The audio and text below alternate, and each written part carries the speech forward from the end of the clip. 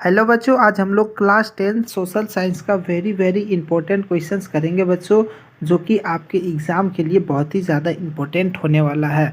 ये सभी क्वेश्चंस एकदम वीवीआई क्वेश्चंस है बच्चों, जो कि बोर्ड एग्जाम में हर बार पूछा जाता है ये सब क्वेश्चंस। ठीक है बच्चों, तो चलिए फटाफट क्वेश्चन नंबर 1 से स्टार्ट करते हैं। उससे पहले आप चैनल पर पहली बार आए हैं तो चैनल को सब्सक्राइब करके वीडियो को लाइक कर दीजिए बच्चों, और वीडियो को आप अपने दोस्तों में शेयर कर दीजिए। ठीक है बच्चों, चलिए क्वेश्चन नंबर 1 से स्टार्ट करते हैं।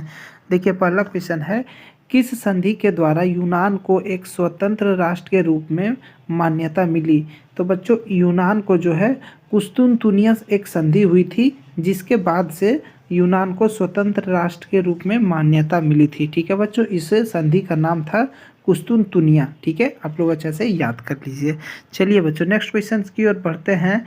2 नंबर क्वेश्चन है, किस राष्ट्र की सामूहिक पहचान को क्या कहते हैं? जैसे कि किसी राष्ट्र की जो सामूहिक पहचान होती है उसे क्या कहते हैं बच्चों? तो उसे हम लोग राष्ट्रवाद कहते हैं। ठीक है, ऑप्शन नंबर 2 इसका राइट आंसर हो जाएगा। चलिए बच्चों नेक्स्ट क्वेश्चन की ओर बढ़ते हैं। 3 नंबर क्वेश्चन है, बैंक ऑफ फ्रांस की स्थापना किसने की थी? तो बच्चों बैंक ऑफ फ्रांस की जो स्थापना है वो नेपोलियन बोनापार्ट ने किया था। ठीक है, नेपोलियन बोनापार्ट। चलिए बच्चों नेक्स्ट क्वेश्चन की ओर बढ़ते हैं। 4 नंबर क्वेश्चन है, ऐसी सरकार या शासन व्यवस्था जिसकी सत्ता पर किसी प्रकार का अंकुश, ठीक है, किसी प्रकार का कोई अंकुश ना हो कहलाती है। यानी कि बच्चों मान लीजिए एक ऐसा सरकार है, शासन है, व्यवस्था है जिसके खिलाफ कोई नहीं बोल सकता, गलत करे सही करे, ठीक है, वही राइट माना जाएगा। यानी कि राजाओं महाराजाओं का जो पहले व्यवस्था था बच्चों कुछ इसी तरह से था, राजा का जो मन करता था वो करता था। ठीक है, तो इस प्रकार के शासन व्यवस्था को निरंकुशवाद कहा जाता है। ठीक है, ऑप्शन नंबर सी इसका राइट हो जाएगा। चलिए बच्चों नेक्स्ट क्वेश्चन की ओर बढ़ते हैं। 5 नंबर क्वेश्चन, महात्मा गांधी दक्षिण अफ्रीका से भारत कब लौटे? तो बच्चों महात्मा गांधी जी जो है दक्षिण अफ्रीका से भारत 1915 ईस्वी में आए थे। ठीक है, चलिए नेक्स्ट क्वेश्चंस की ओर बढ़ते हैं बच्चों। ये सभी क्वेश्चंस एकदम वेरी इंपॉर्टेंट क्वेश्चंस है बच्चों, ये सब हर बार समझिए पूछे ही जाते हैं।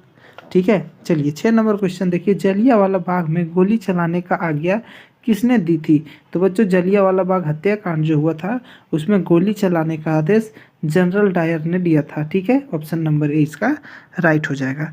चलिए बच्चों फिर से अगला क्वेश्चन की ओर बढ़ते हैं। 7 नंबर क्वेश्चन है, ऑल इंडिया मुस्लिम लीग, ठीक है, ऑल इंडिया मुस्लिम लीग की स्थापना किस वर्ष हुई थी? तो इसकी जो स्थापना है बच्चों वो 1906 को हुआ था। ठीक है, ऑल इंडिया मुस्लिम लीग की स्थापना 1906 में हुआ था।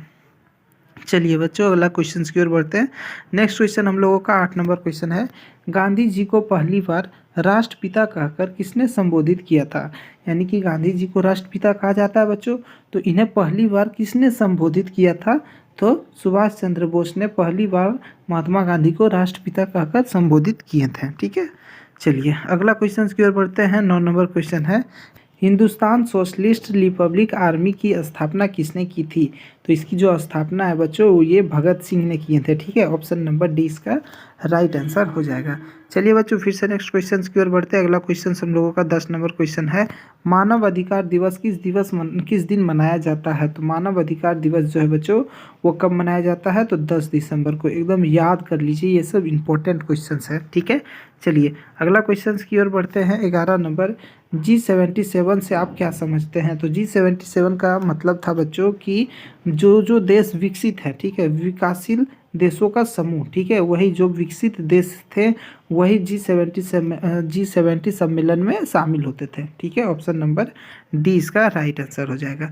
चलिए अगला क्वेश्चन की ओर बढ़ते हैं। 20 नंबर क्वेश्चन है, 1929 की आर्थिक मंदी के कारण दुनिया के ज़्यादातर हिस्सों में निम्न में से किसकी भयानक गिरावट दर्ज की गई थी? 1929 में जो आर्थिक मंदी आया था बच्चों, तो किन चीज़ों पर सबसे ज़्यादा गिरावट देखी गई थी? तो बच्चों उत्पादन में, रोजगार में, आय और व्यापार में। ठीक है, ये तीनों चीज़ों में। तो ऑप्शन नंबर डी इसका राइट आंसर हो जाएगा। चलिए बच्चों नेक्स्ट क्वेश्चन की ओर बढ़ते हैं। अगला क्वेश्चन हम लोगों का 13 नंबर क्वेश्चन है, बम्बई में पहली सूती वस्त्र मिल की स्थापना कब हुई थी? तो बम्बई में पहली सूती मिल की जो स्थापना है बच्चों वो 1854 में हुआ था। ठीक है, ऑप्शन नंबर ए।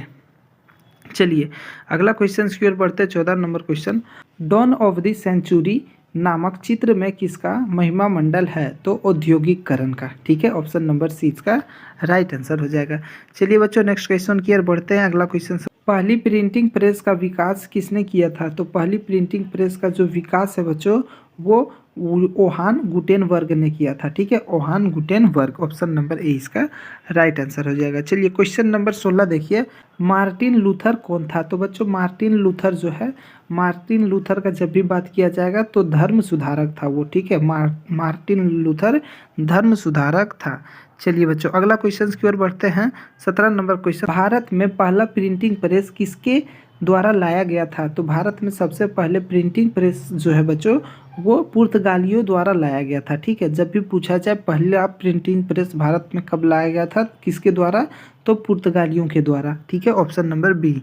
चलिए अगला क्वेश्चन की ओर बढ़ते हैं। 18 नंबर क्वेश्चन, इनमें से कौन सा संसाधन नवीकरणीय संसाधन है? यानी नवीकरणीय संसाधन का उदाहरण क्या होता है बच्चों? तो ज्वारीय ऊर्जा जो है वो नवीकरणीय संसाधन का उदाहरण है, लेकिन गैस, कोयला, खनिज ये सब अनवीकरणीय संसाधन में आता है। ठीक है, तो पहला ऑप्शन हम लोगों का ए हो जाएगा। चलिए अगला क्वेश्चन की ओर बढ़ते हैं। 19 नंबर क्वेश्चन, पूर्वी तट के नदी डेल्टा में किस प्रकार की मृदा पाई जाती है? तो पूर्वी तट की नदी जो डेल्टाएं होती है बच्चों उसमें जलोढ़ मृदा पाई जाती है। ठीक है, और जलोढ़ मृदा ऑप्शन नंबर ए हो जाएगा राइट आंसर। चलिए अगला क्वेश्चन की ओर बढ़ते हैं बच्चों। अगला क्वेश्चन हम लोगों का 20 नंबर है, कपास उत्पादन के लिए निम्नलिखित में से कौन सी मृदा उपयुक्त होती है? तो कपास उत्पादन के लिए बच्चों सबसे अच्छा मृदा की अगर बात की जाए तो वो काली मृदा होती है। ठीक है, ऑप्शन नंबर 20 का हो जाएगा। चलिए अगला क्वेश्चन की ओर बढ़ते हैं। 21 नंबर, सड़कें व नहरें किस प्रकार का संसाधन है? तो बच्चों सड़क, नहर ये सब चीज़ें जो है ये जो है राष्ट्रीय संसाधन में आता है। ठीक है, कौन सा संसाधन? राष्ट्रीय संसाधन। ठीक है, चलिए अगला क्वेश्चन की ओर बढ़ते हैं। अगला क्वेश्चन हम लोगों का 22 नंबर क्वेश्चन है, उत्पत्ति के आधार पर संसाधन का वर्गीकरण किस प्रकार किया जा सकता है?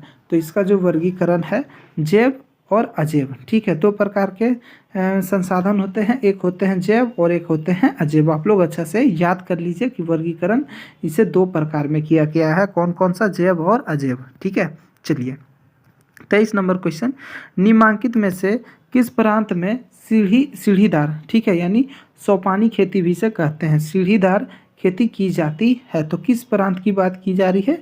तो उत्तराखंड में। ठीक है, पहाड़ी इलाकों में बच्चों सीढ़ीदार खेती की जाती है। ठीक है, चलिए अगला क्वेश्चन की ओर बढ़ते हैं। 24 नंबर क्वेश्चन है हम लोगों का, शिक्षा, वन, मजदूर संघ, विवाह, गोद लेना और उत्तराधिकारी जैसे विषय किस सूची में महत्वपूर्ण विषय है? किस सूची के महत्वपूर्ण विषय हैं? ठीक है, तो ये सब चीज़ें जो है बच्चों, शिक्षा, वन, मजदूर ये सब चीज़ें जो है ये हमारा समवर्ती सूची में आती है। ठीक है, समवर्ती सूची। ठीक है, ऑप्शन नंबर सी। चलिए अगला क्वेश्चन की ओर बढ़ते हैं। 5 नंबर क्वेश्चन, पंचायती राज की प्रमुख इकाई क्या है? तो बच्चों पंचायती राज की प्रमुख इकाई ग्राम सभा होता है। ठीक है, कौन सा सभा? ग्राम सभा, ऑप्शन नंबर ए। चलिए अगला क्वेश्चन की ओर बढ़ते हैं बच्चों हम लोग। 26 नंबर है, संविधान में हिंदी के अलावा, हिंदी भाषा के अलावा कितनी भाषाओं को अनुसूचित भाषा में दर्ज किया गया है? हिंदी भाषा के अलावा बोल रहा है बच्चों, तो 21 भाषा को। ठीक है, ऑप्शन नंबर बी इसका राइट हो जाएगा।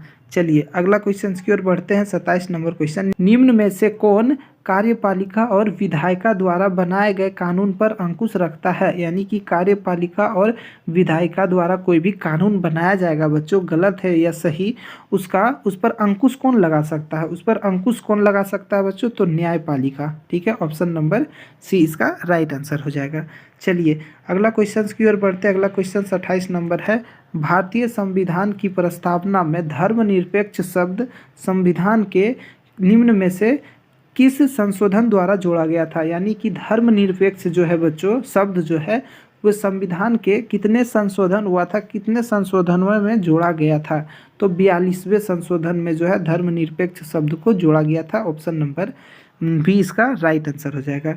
चलिए अगला क्वेश्चन की ओर बढ़ते हैं। 29 नंबर क्वेश्चन, नारीवाद आंदोलन का लक्ष्य होता है। नारी का मतलब महिलाएं जो है क्यों आंदोलन करती है? तो ज़्यादातर महिलाएं आंदोलन करने का मतलब होता है कि पुरुषों के बराबर समानता, ठीक है, पुरुषों के बराबर समाज में उन्हें हर चीज़ का समानता मिले, समानता का अधिकार। ठीक है, ऑप्शन नंबर बी इसका राइट आंसर हो जाएगा। चलिए अगला क्वेश्चन की ओर बढ़ते हैं बच्चों। अगला क्वेश्चन हम लोगों का 30 नंबर है, भारतीय कम्युनिस्ट पार्टी की स्थापना कब की गई? तो भारतीय कम्युनिस्ट पार्टी की जो स्थापना है बच्चों 1925 ईस्वी में की गई थी। तो बच्चों ये 30 क्वेश्चंस आपके लिए बहुत ही ज़्यादा इंपॉर्टेंट है। ठीक है, वीडियो पसंद आया हो बच्चों तो वीडियो को लाइक कर दीजिए। ठीक है, चैनल को सब्सक्राइब करके वीडियो को आप अपने दोस्तों में शेयर कर दीजिए। ठीक है बच्चों, हम आपके लिए इसी तरह का सभी सब्जेक्ट का VVI क्वेश्चंस लेके आते रहेंगे, इसलिए आप हमारे चैनल को सब्सक्राइब कर दीजिए।